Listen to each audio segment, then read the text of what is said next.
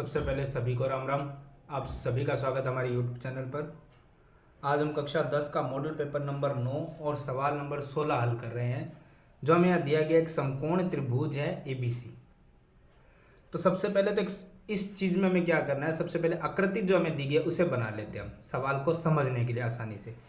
हमें एक समकोण त्रिभुज बनाना है, तो समकोण त्रिभुज हम बना लेते हैं। सबसे पहले तो एक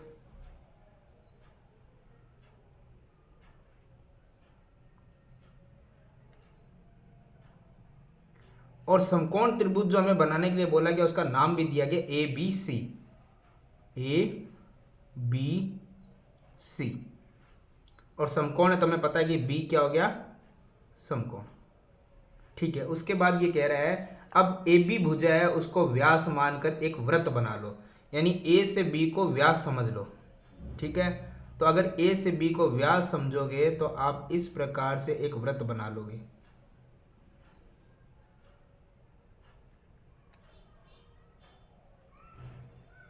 ठीक है, अब इसके बाद आपको एक चीज क्लियर होगी, AB व्यास है और समकोण त्रिभुज में B 90 डिग्री भी है। अब वृत्त में जो कर्ण आपको दिख रहा है AC, कर्ण AC ही रहेगा। इसको P पे प्रतिच्छेद करता है, यानी काटता है। ठीक है, तो P बिंदु इस पे कहीं ना कहीं काट रहा है। जो बिंदु P वृत्त की स्पर्श रेखा है, ये P से वृत्त की एक स्पर्श रेखा आ रही है। ठीक है, जो भुजा BC को समद्विभाजित करती है, B और C को बराबर दो भागों में काट रही है। ये हमें सिद्ध करना है, सिद्ध कीजिए कि ये B और C को समद्विभाजित कर रहा है। बिंदु हमें देना है तो P हो गया, तो Q दे देते हैं हम यहाँ पे। तो हमें अब सिद्ध क्या करना है वो क्लियर हो गया है। हमें सिद्ध करना है, सिद्ध करो कि बराबर, हमें यहां पर BQ बराबर करना है QC के, BQ बराबर है QC के, ये हमें सिद्ध करना है। अब हम देख लेते हैं कि हमें दिया हुआ क्या था। देखिए हमें दिया क्या क्या है वो हम देख लेते हैं। हमें दिया हुआ है एक त्रिभुज ABC है, जो कि क्या है, समकोण त्रिभुज है।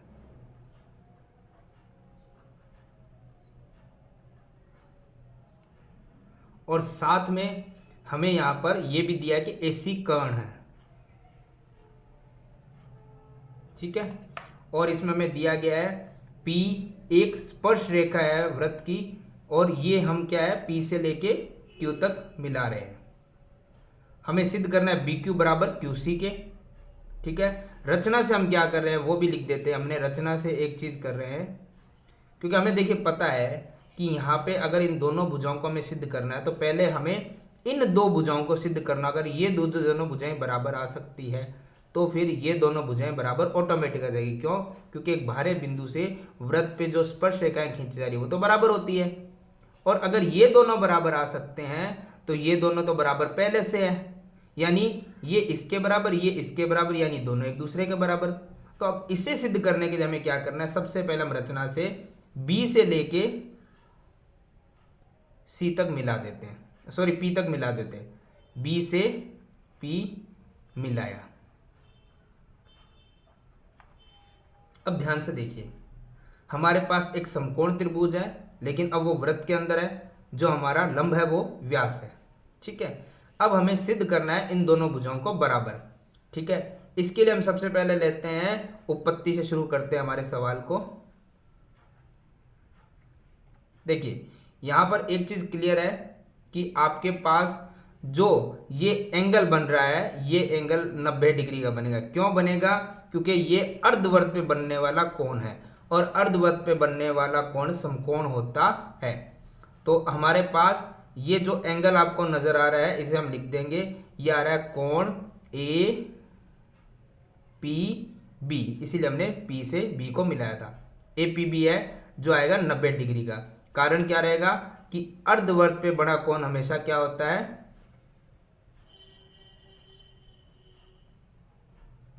समकोण होता है।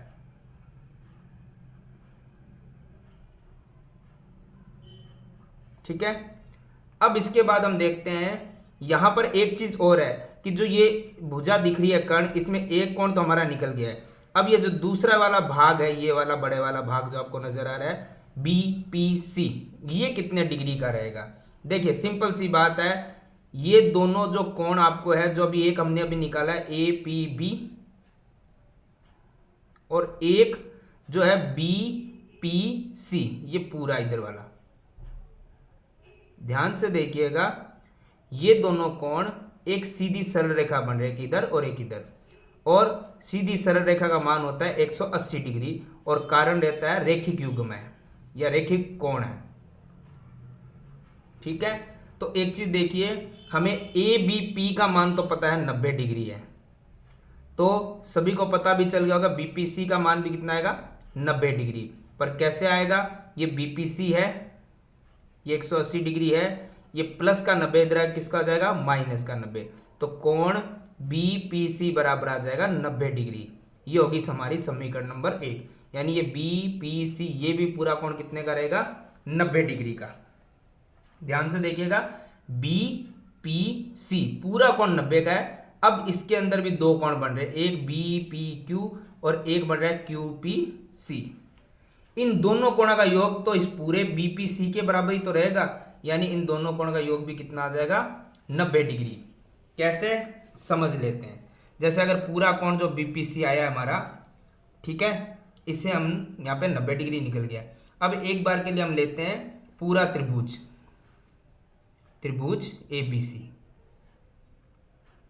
अब इसमें देखिए, क्योंकि हमें तो ये भुजा सिद्ध करनी है और ये तो पूरा ABC में तो आएगा, पूरा ABC लेते हैं हम। ठीक है, ABC में 3 एंगल बन रहे हैं, A, B और C, कोण A, कोण B और कोण C। त्रिभुज के तीनों कोणों का योग कितना होता है, 180 डिग्री। त्रिभुज के तीनों कोणों का योग 180 डिग्री होता है। अब हमें कौन कौन सा एंगल पता है वो देख लेते हैं।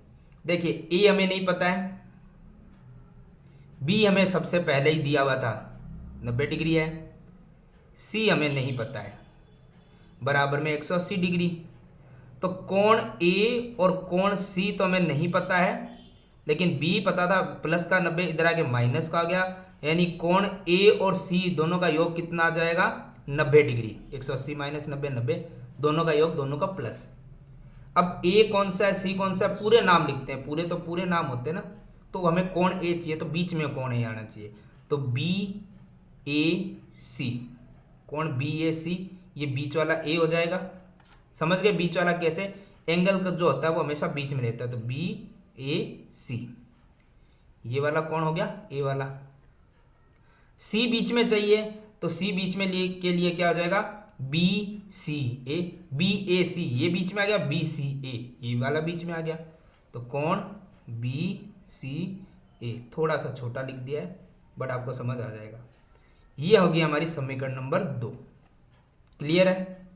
अब हम समीकरण 1 और 2 से चलते हैं। समीकरण 1 व 2 से देखो, समीकरण 1 और 2 से क्या होगा, समीकरण 1 में BPC 90 डिग्री के बराबर है, और समीकरण 2 में इन दोनों का योग 90 के बराबर है। कहने का मतलब दोनों 90 के बराबर है, यानी दोनों एक दूसरे क्या है, बराबर, यानी कोण BPC बराबर है कोण BAC प्लस में BCA के। ये चीज आपको समझ आ गई, दोनों 90 के बराबर थे, मतलब ये दोनों एक दूसरे के बराबर हो गए, ये फिर बराबर और ये दोनों प्लस में बराबर। ठीक है, ये समीकरण 1 और 2 से हो गया। अब यहां पे हम एक चीज समझते हैं, अगर यहां पे जोड़ करके दो कोण लिखे गए हैं तो इसको भी हम जोड़ करके दो कोण लिख सकते हैं। बीपीसी जैसे मैंने अभी आपको समझाया था, बीपीसी ये एक कोण है, लेकिन इसके भी दो टुकड़े हो रहे, एक ये वाला कोण बीपीक्यू और एक हो गया क्यूपीसी। दोनों को प्लस करेंगे तो बीपीसी तो बनेगा, तो इसकी जगह तो हम ये भी लिख सकते हैं बीपीक्यू प्लस में दूसरा कोण हो गया हमारा यहां पर क्यूपीसी, और बराबर में ये दोनों कोण तो हमारे थे ही, बीएसी और बीसी। यहां तक कोई प्रॉब्लम नहीं है, आगे समझते हैं। अब आप देखिए बीपीक्यू कोण, हमारा बीपीक्यू ये वाला कोण है, छोटे वाला कोण। ठीक है, ये हमारे अर्धवर्त में इस तरफ बन रहा है, और दूसरा कोण अगर हम देखें दूसरी तरफ बी ए सी, ये भी अगर देखें तो ये अर्धवर्त है, और अर्धवर्त में एक तरफ बनने वाले कोण हमेशा क्या होते हैं, हमेशा एकांतर वृत्तखंड के कोण बराबर होते हैं। यानी अगर अर्धवर्त में एक तरफ बनने वाले कोण हैं तो वे दोनों कोण एक दूसरे के बराबर होंगे। ये कक्षा 9 में हमने पढ़ा था, ठीक है। तो उसी के तहत हमें पता है कि हमारा बी ए सी ये वाला कोण और ये एक तरफ बनने वाला कोण बी पी क्यू, ये दोनों कोण क्या रहेंगे, एक दूसरे के बराबर। और बराबर का मतलब आप समझते हैं कि अगर ये दोनों कोण बराबर है तो एक दूसरे से क्या हो जाएंगे, क्रॉस हो जाएंगे। क्यों हो जाएंगे, क्योंकि अगर दोनों कोण बराबर है, मान लो 50-50 के, तो प्लस का इधर आके माइनस होगा और दोनों एक दूसरे से कैंसिल तो हो जाएंगे। और ये बराबर कैसे है पता चला आपको, एकांतर वृत्तखंड पे बने कोण हमेशा बराबर होते हैं। ये कारण आप चाहें तो लिख सकते हैं यहाँ पर कि कोण बी पी क्यू जो हमारा है बराबर होगा कोण बी ए सी के। कारण क्या था इसमें,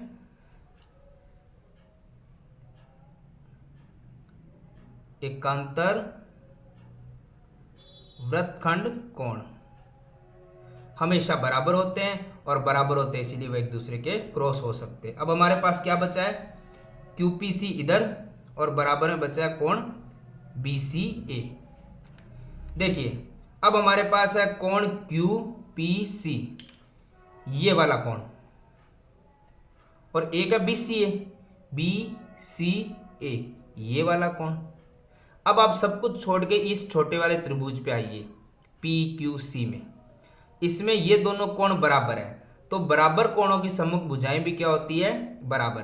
तो इस कोण के सामने वाली भुजा रहेगी ये वाली, और इस कोण के सामने वाली भुजा रहेगी ये वाली, यानी कि क्यू सी बराबर, और इसके सामने वाली भुजा होगी पी क्यू, ये दोनों क्या रहेगी, बराबर, ठीक है।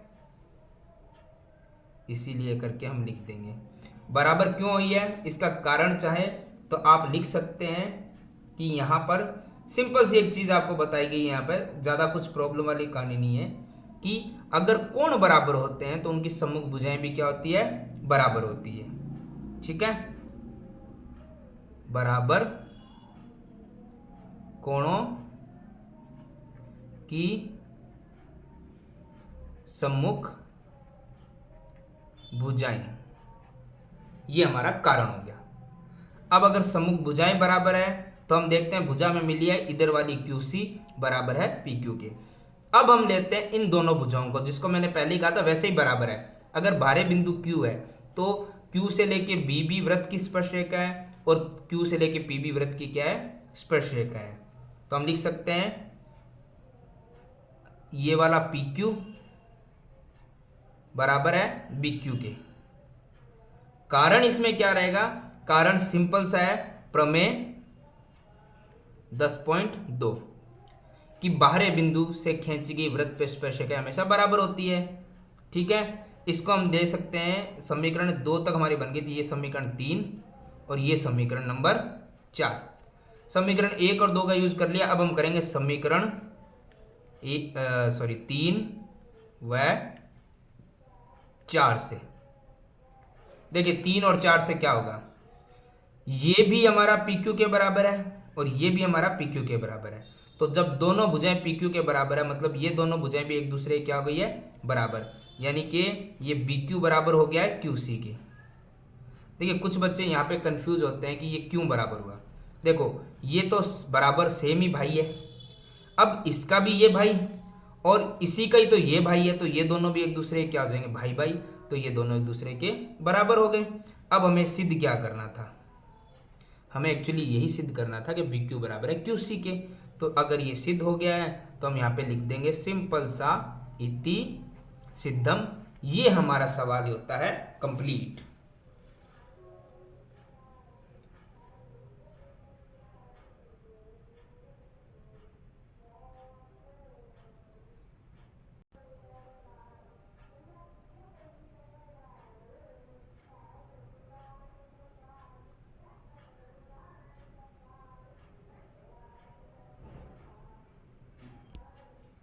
आगे हमें सवाल नंबर 16 में अथवा में दिया गया है, एक वृत्त है, दी गई आकृति है वृत्ताकार जिसमें O हमारा केंद्र है और एक बाह्य बिंदु K है। यह आकृति बनाकर हमें दी गई है। तो बाह्य बिंदु K से वृत्त पे दो स्पर्शरेखा खींची गई, K से लेके S और K से लेके R। हमें सिद्ध करना है कि इसमें KR और KS बराबर होता है। वैसे तो हमें पता है कि बाह्य बिंदु से खींची गई स्पर्शरेखा बराबर है, लेकिन अगर सिद्ध करना है तो हमें सिद्ध करने के तरीके से इस सवाल को हल करना है। देखिए सबसे पहले हम क्या करेंगे, हमें क्या क्या दिया हुआ है सिद्ध करना है वो लिख लेते हैं। देखिए सबसे पहले तो हमें यहाँ पर दिया गया है और हमें क्या दिया गया है, हमें दिया गया O केंद्र वाला एक वृत्त है जिसका बाह्य बिंदु K है, जिससे दो वृत्त पे स्पर्शरेखा KS और KR खींची गई है। तो O केंद्र वाले वृत्त में K बाह्य बिंदु से KS व KR स्पर्श रेखाएं खींची गई है, ये हमें दिया गया है। अब इसके बाद में हमें क्या सिद्ध करना है, ये भी हमें क्लियरली दिया गया। हमें क्या सिद्ध करना है, हमें सिद्ध करना है KR बराबर KS के। ठीक है, अब हम देख लेते हैं, रचना बनानी पड़ेगी हमें। रचना क्या करनी है, देखिए ये हमें पता है कि चार जो भुजाएं हैं तो ये एक चतुर्भुज बन रहा है। इस चतुर्भुज को हम बीच में से काट के त्रिभुज बना देते हैं। बहुत बार हमने पहले इसे ऐसे किया भी है। हम सबसे पहले O से लेके K तक एक रेखा खींचेंगे जो हम रचना में लिख देंगे। ठीक है, कि O को केंद्र O को K से मिला दिया। अब ध्यान से देखो, हमारे पास दो त्रिभुज बने, एक KOS और KOR। ठीक है, अब हम शुरू करते हैं हमारे सवाल को उपपत्ति से। ध्यान रखिएगा, आप ये जितने पॉइंट लिखेंगे जिस तरीके से, उतने ही आपके नंबर अच्छे बनेंगे। तो उपपत्ति में हमें क्या करना है, सबसे पहले त्रिभुज ले लेते हैं। एक त्रिभुज हमने लिया KOS व दूसरा त्रिभुज लिया KOR में। अब दोनों त्रिभुजों को सबसे पहले हम क्या करते हैं, क्या क्या चीजें हमें मिल रही है बराबर, उन्हें देखते हैं। देखो दोनों में KO और KO दोनों के अंदर उभयनिष्ठ है। KO और KO उभयनिष्ठ भुजा है, कॉमन। ठीक है, दूसरा हम देखते हैं, हमें एक चीज पता है प्रमेय जो 10.1 थी उसे, कि जो केंद्र होता है उस पे किसी स्पर्श रेखा पे अगर त्रिज्या खींचते हैं तो वो हमेशा लंब यानी 90 डिग्री का एंगल बनाती है। सेम इस तरफ भी वही रूल रहेगा। त्रिज्या स्पर्श रेखा है KR जो हमें पहले बता दिया गया, उस पर 90 का कोण बनाएगी। तो दोनों त्रिभुजों में देखो 90 का कोण बन रहा है। इसमें बन रहा है OSK से और इसमें बन रहा है ORK से। दोनों क्या हो गया है, समकोण या 90 डिग्री कोण, आप कैसे भी लिख सकते हैं। ठीक है, दोनों समकोण है। तीसरी चीज ध्यान से देखोगे तो एक वृत्त है, उसमें त्रिज्याएं हमेशा बराबर होती है। तो OS और OR दोनों क्या रहेगी, बराबर। कारण क्या रहेगा, त्रिज्याएं, या समकोण भी लिख सकते हैं आप,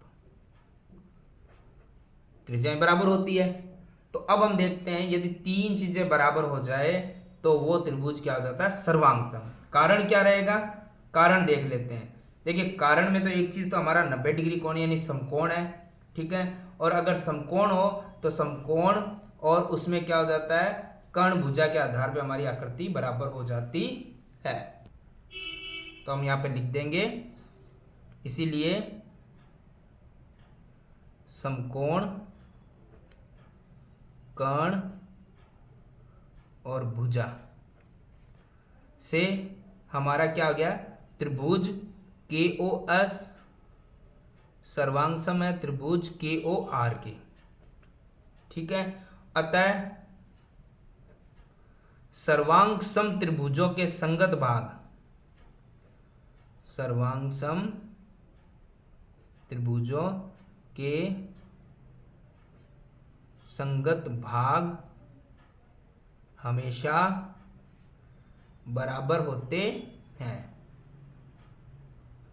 तो ध्यान से देखिए, दोनों त्रिभुज सर्वांग है तो उनके संगत भाग हम वही लेंगे जो हमसे पूछे गए हैं। इसमें KS और इसमें KR, KR बराबर है KS के। अतः ये हमारा जो सवाल था वो होता है कंप्लीट इति सिद्धम।